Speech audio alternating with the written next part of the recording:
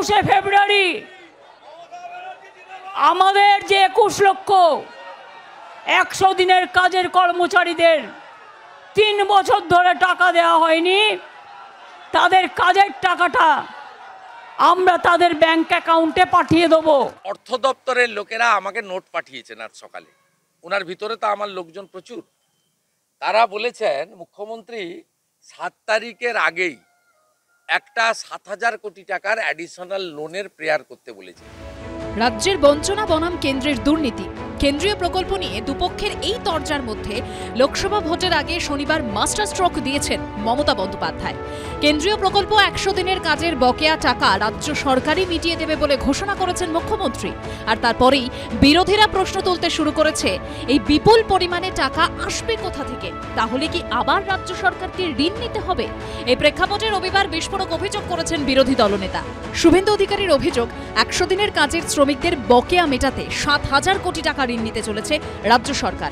তৃণমূলের চোরগুলো সমস্ত গ্রাম পঞ্চায়েতে 80% ভুয়া বিল করে রেখেছে এবং তারা 5 লাখ টাকার মেটেরিয়াল সাপ্লাই দিলে 25 লাখ টাকার বিল করে রেখেছে। তাই এখন লোকসভা ভোটের বৈতরণী পার করার জন্য এই চোরেদেরকে টাকা দিয়ে দিবে, তার 60% হচ্ছে মেটেরিয়ালের টাকা। একবারে কফিনের শেষ পেরেকটা মারার জন্য 7,000 কোটি টাকা অ্যাডিশনাল লোনের প্রেয়ার করতে বলেছেন। 64 বছরে মোট ঋণের পরিমাণ 1,87,000 কোটি টাকা। আর এই 12টা বছরে, 12 বছর হলো সবে, 12 বছর, এই 12 বছরে ঋণ নিল পারলে প্রায় 4 লক্ষ কোটি টাকার চাইতে বেশি। কত টাকা লুট হচ্ছে?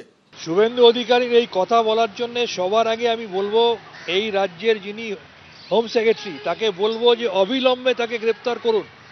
যিনি প্রকাশ্যে স্বীকার করছেন, যিনি স্পাইং করছেন। টাকা উনি দিতে পারবেন না, মিথ্যে কথা বলছেন। প্রথমত আইনত দিতে পারেন না, MGNR যে অ্যাক্ট আছে সেই অ্যাক্ট অনুসারে উনি দিতে পারেন না। নিয়ম আছে তো, কে টাকা দেবে? মুখ্যমন্ত্রী আমাদের গরিব মানুষের হৃদয়ের কান্নায় তিনিও কাঁদেন, তাই তিনি অনুভব করেছেন নিশ্চিতভাবে কোনো জায়গা দিয়ে করবেন। এতে বিরোধীদের এত মাথা ব্যথার কি আছে? তারা তো দিচ্ছে না। শত বিতর্কের মধ্যে এখন সবাই তাকিয়ে 21শে ফেব্রুয়ারির দিকে। ঋত্বিক প্রধান, অরিত্রিক ভট্টাচার্য ও অরিন্দম সেনের রিপোর্ট, ABP আনন্দ। সত্য অন্তহীন, সত্যের খোঁজও তাই, সত্য সন্ধানে তাই আমরা অক্লান্ত, অকুতভয়। ABP আনন্দ নতুন ভাবনার প্রতীক, যা মনে মুক্ত, তথ্যে যুক্ত এবং যাবতীয় সীমানার বাঁধন থেকে মুক্ত। সীমা না শব্দটির মধ্যে লুকিয়ে আছে মানা শব্দটি, যেন চোখ রাঙানি এক অদৃশ্য ব্যানাজার, যা আটকে রাখে আমাদের এক ছোট্ট গণ্ডির মধ্যে। একমাত্র সঠিক খবরই গড়ে তুলবে এক মুক্ত সমাজ। সেই জগৎ গড়ার লক্ষ্যে কোনো সীমানার ঠুকুটি আমরা মানব না। ABP আনন্দ এগিয়ে থাকে, এগিয়ে রাখে।